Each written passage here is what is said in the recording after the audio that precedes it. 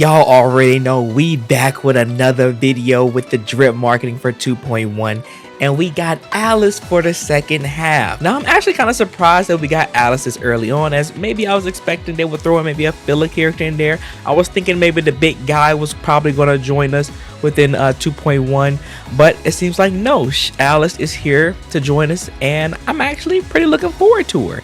Now what I didn't expect is that we're getting another physical DPS that's Anomaly. I was expecting her to maybe be a rupture character, even an ice rupture at one point, because I believe that's something that I said when I was talking to you guys in my stream when we was going over the 2.0 live stream. But we are actually getting another physical anomaly character. Now I just want to know, HoYo, what is wrong? Why you want to do my girl Jane like this? There was no reason to do this. But before we get into that though, and we deep dive into that conversation, I just want to go over and talk about Alice's design and how she looks to me. Like I mentioned before, my last video, you guys know that I said I'm not really a big fan of the schoolgirl outfits, and I'm still not. But for some reason, how Alice is presented here, I kind of like her design a bit more than Yuzuha, and I think it's because the overall tech design that they have going on with her fit. I think it looks pretty cool here, as well as I think her sneakers look really sick. It gives off a very futuristic aesthetic. While it's not really street, but I don't know, it gives me a very cool and strong vibe. I think it's because of the way that she's carrying herself, like how she's posting this with her fit on. She really like letting us know that she got that shit on, and I like that. I like that she carrying that energy with her, even with like her having such a light voice that they show off in the drip marketing. But she looks pretty good, and I'm kind of interested in seeing what she does as a physical anomaly character, even though she might be hurting my girl Jane, but we'll see. She's also using a rapier, which is a form of a sword weaponry, and I'm actually looking forward to see how they're going to be animating her, showing that off, because how rapiers are used are pretty much really different from normal sword play with like katanas and stuff. So she's going to introduce another form of sword play, but it's going to be really different from a lot of the other characters that we already had, which I actually like seeing. Pretty cool. It's also kind of giving me like a Weiss vibe from Ruby, and even like a Mitsuda, which is why I was thinking she was going to be an ice rupture. Enough of the design stuff. Let's talk about the big thing that I know a lot of you guys want to talk about and go over, is this Jane power creep. Now, every time a new agent comes out, we already know that one of the big main topics that everybody brings up when a new agent releases and their element and class matches for one of the previous X-rays they released, everybody automatically assumes power creep, especially when it comes to our DPS characters. And if you guys been around the channel long enough, you know that is normally not the first thing that I go to, as I believe that how that new character kits work will determine if they make that other character feel inferior. And that's pretty much how it's always been the case with a lot of these characters releasing.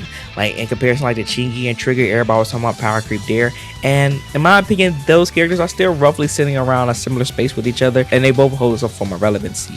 And now with the increases to the buff with Ellen, where power creep kind of did exist there, even though they are different. She is a different class with Miyabi. Now that her buffs are here, it doesn't really matter that Miyabi is a lot stronger than her. Everybody that has Ellen is enjoying her. So I think and I hope that a similar case will be happening here, that even though Alice is a physical anomaly character, her and Jane should be able to coexist and be able to work with one another. I think that for the most part though, Alice could potentially be providing competition for her within this new meta, which is fine.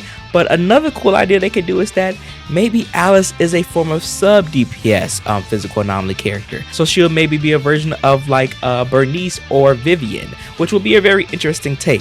The only issue with that is that we just got Vivian less than a patch ago, and Vivian already provides buffs to all the elemental types in the game, which drastically affects and helps anomaly characters, which is why Vivian's one of Jane's better partners now. So it kind of wouldn't make sense for Alice to be a sub DPS since Vivian kind of exists right now, and it just feels too early to do that. As well as Yuzuha is what we expect her to be, well, what I expect her to be, which is a character dedicated to buffing physical characters. We wouldn't need Alice to do that either. So I think the biggest thing that we have here is that maybe those characters are both doing pretty much a similar thing, which is both being DPSs, but they'll be performing it in different ways as anomaly units. And hopefully they'll be able to perfectly coexist with one another, and I just hope that is the case. But even if she isn't a sub DPS, those characters can still work together because, again, like we always know, anomaly characters like being paired with other anomaly units. Now, normally they like to be paired with 2 different type of attributes, but we could live in a world where maybe monophysical with these anomaly units and Yuzuha could be a meta team.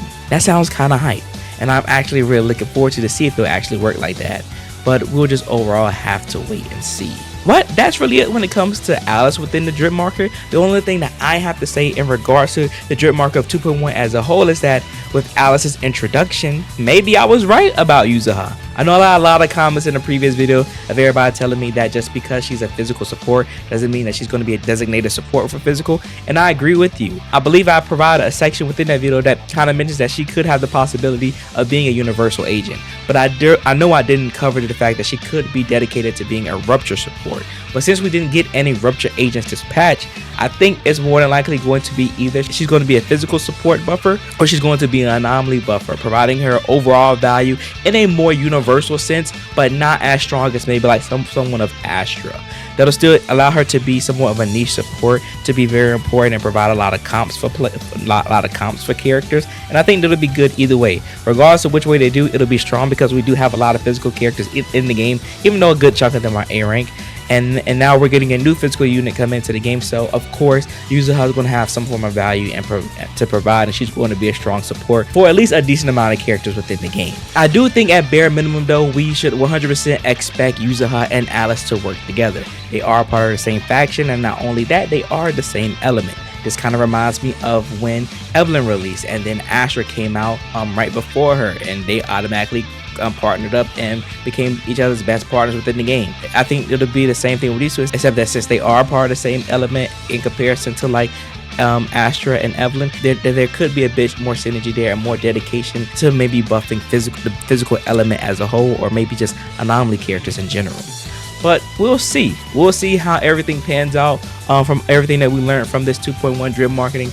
I'm super excited to see what 2.1 has to offer as a whole with these new characters coming in, and especially with all the new content coming.